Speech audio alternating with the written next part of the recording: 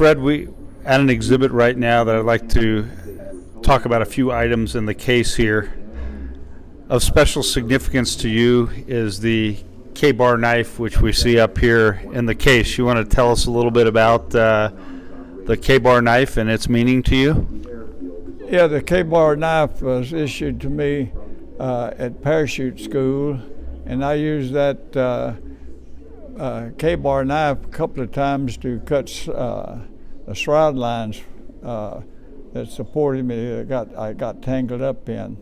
But the most important part of that the KBar knife served for me was opening cans of Van Camp's pork and beans while we were training in New Caledonia. Every night I would open up a can of pork and beans and have a nightcap before I went to sleep. And I think that was the reason I never caught malaria, because I ate those beans every night, and you know beans make gas, and when you dispose of that gas, that tends to run mosquitoes off. Well, the guys in the tent with me, they complained about it all the time until they saw what good it was doing to me. They all started eating pork and beans too. And we wrote a letter and just addressed it to Mr. Van Camp and tell him how much we appreciated his beans.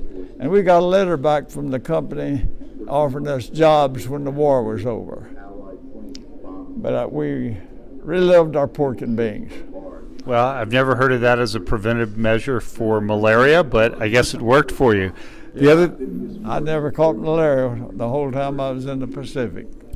Tell us a little bit about the significance of the volcanic sand that we see here in this case. I'm not sure if Michelle can get a good picture of that as you describe it. It has special meaning for you.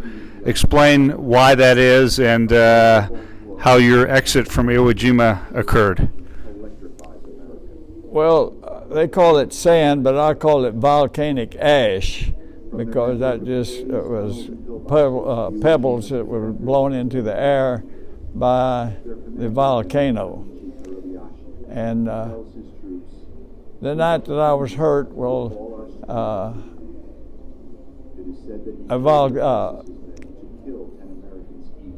a hand grenade went off under me and did some damage and left its mark on me and so forth.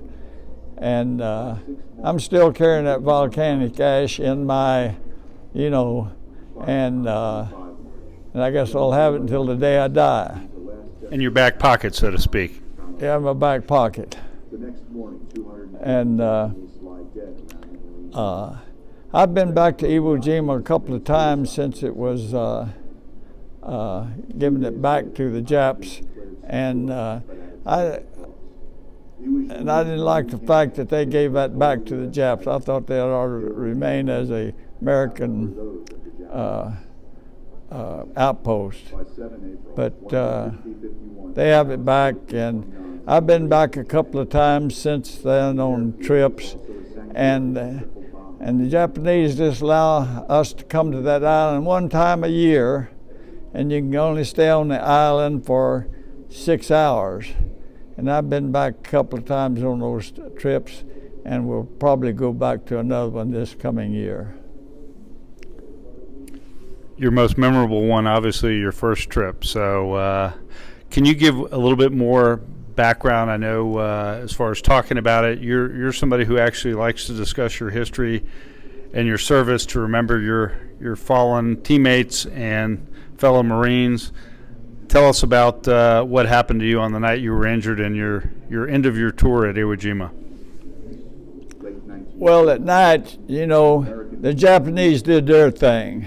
During the day, we did our thing.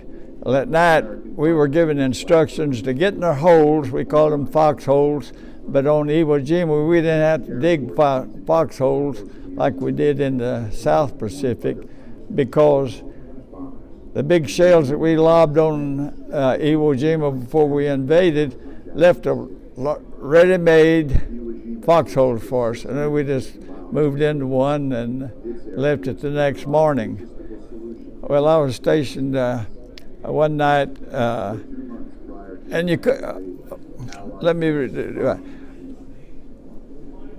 On Iwo Jima, you couldn't lay flat on the deck of the Iwo Jima because the steam and the heat came up through it. So you had to lay on something thick, like cardboard or board or a couple of blankets, and then you could put your poncho over that, and you could stay warm but not be scalded by the steam coming up through the volcanic ash. Well, I was covered up that night, and I was a demolition man, and I carried a pistol. And a pistol was ideal for night fighting. You could just lay in that hole, and a Jap would show up at night. You could just shoot right quick, Where a rifle is hard to get around and get it aimed right. So I let the sergeant in our outfit have my pistol, and I was asleep. And during the night, I heard 3 shots real fast right above me. So I jumped up, and the sergeant said, "We got company." And so I stood there, and I heard an ominous call.